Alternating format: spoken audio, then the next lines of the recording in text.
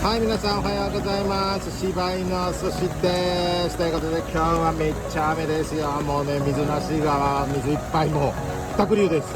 すごいですね、水無し川こんな感じになってますけども、今日はね、そんなこと関係なく僕は散歩してるんです。あ、寿司くん帰ろうよお寿司くん帰ろうよ、もうね。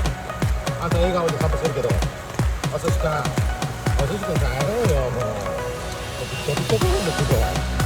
お寿司くんだってもう鼻長いから、もう鼻の頭もビキビキでね。でもお寿司くんは雨も何にも関係ないですね。楽しく散歩しておりますね。カルチャーパークだけでなく、結局水無し川に来ちゃいましたということでね、もう匂い付けも頑張りますけども、全て雨で流れていきます。はい、ということで